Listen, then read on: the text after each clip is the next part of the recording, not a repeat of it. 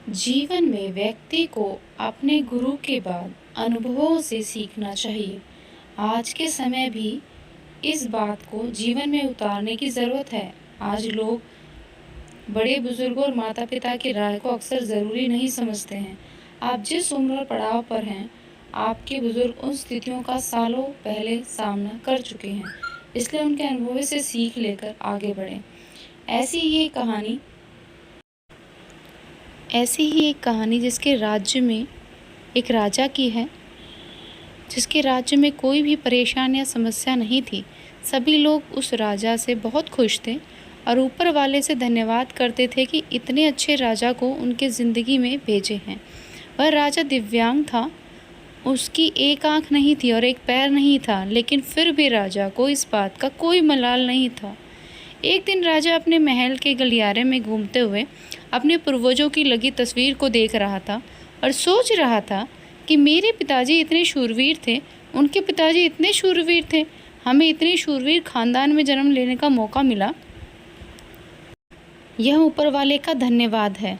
राजा ने सभी चित्र को देखते हुए आखिरी चित्र तक पहुंचा और फिर उस खाली जगह को देखा तो वह चिंता में पड़ गया, क्योंकि उसे मालूम था कि अब यहाँ जो तस्वीर लगेगी वह उसी की लगेगी। लेकिन राजा को इस बात की चिंता नहीं थी कि वह मर जाएगा। चिंता इस बात की थी कि जो वहाँ पेंटिंग लगेगी वो कैसी लगेगी। राजा का एक आँख और एक पैर ना होने की वजह से वह चिंता में पड़ गया और सोचने लगा कि इस गलियारे में इस गैलरी में इतनी शानदार पेंटिंग लगी है, लेकिन एक आँख और एक पैर ना होने की वजह से मेरी तस्वीर सबसे ख़राब लगेगी, सबसे भद्दी लगेगी। राजा ने सोचा कि मेरे मरने के बाद पता नहीं कैसे पेंटिंग बनेगी, और क्यों ना मैं अपने जीते जी एक शानदार पेंटिंग बनवाऊं, ताकि मैं ये सुकून मिल जाए कि मेरी यहाँ अच्छी पेंटिंग लगेगी।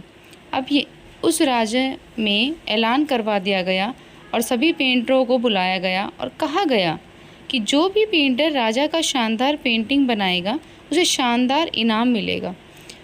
अब सभी पेंटर राज्य में आए और उन पेंटरों को पता था कि अगर शानदार पेंटिंग बनाएंगे तो शानदार इनाम तो मिलेगा, लेकिन जिस राजा की एक आँख नहीं है, एक पैर नहीं है, उनकी शानदार पेंटिंग कैसे बनाएं।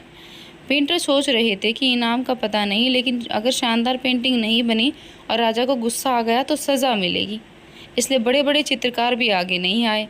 और तभी उनमें से एक लड़का बोला, राजा साहब, मैं आपकी पेंटिंग बनाना चाहता हूँ, मुझे 24 घंटे का वक्त दीजिए। अब सभी बड़े बड़े पेंटर हैरान हो गए, ये लड़का क्या पेंटिंग बनाएगा, और अगर राजा की पेंटिंग पसंद नहीं आई तो सज़ा ज़रूर मिलेगी। राजा बोला, ठीक है, आप बना कर लाइए।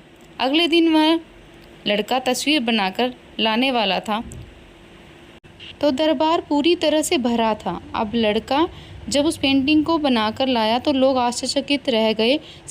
सब लोग ज़ोर ज़ोर से तालियां बजाने लगे और सीटी बजाने लगे। और जब राजा ने उस पेंटिंग को देखा तो वह खुश हो गया और बोला कि वाह, इससे अच्छी पेंटिंग तो इस पूरी गैलरी में नहीं है। राजा ने उस लड़के को बहुत सारा इनाम दिया।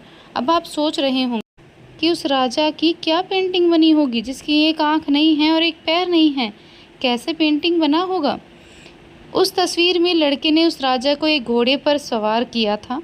एक साइड में उस राजा का एक पैर दिख रहा था और राजा तीरंदाजी करते हुए निशाना लगा रहा था, और निशाना लगाते वक्त उसकी एक आँख बंद हो जाती है और उस लड़के ने उस राजा को वही आँख बंद कर दी जो राजा के पास नहीं थी। इस तरह उस लड़के ने राजा को निशाना लगाते हुए घोड़े के ऊपर सवार दिखाया, जिससे एक आंख बंद और एक पैर दिखाई नहीं दिया। इस शानदार पेंटिंग बनाकर उस लड़के ने अपना नाम रोशन किया। उस लड़के के आगे चुनौती थी, संकट था, लेकिन उसने सकारात्मक का साथ नहीं छोड़ा। ज़िंदगी में आप जिस भी मुकाम पर हो, जिस भी संकट में फंस गए हो, जिस भी स्थिति में हो, अगर आपने सकारात्मकता का साथ कभी नहीं छोड़ा तो यकीन मानिए आप उस संकट से बाहर निकल जाएंगे। ज़िंदगी में उम्मीद का साथ मत छोड़िए, क्योंकि जिसने उम्मीद का साथ छोड़ दिया फिर ज़िंदगी उसका साथ छोड़ देती है। हर पल सकारात्मक रहिए, खुश रहिए, ऊपर वाले के आशीर्वाद के साथ और अपने प्यार के साथ सारी ज़िंदगी अच्छे से जिए।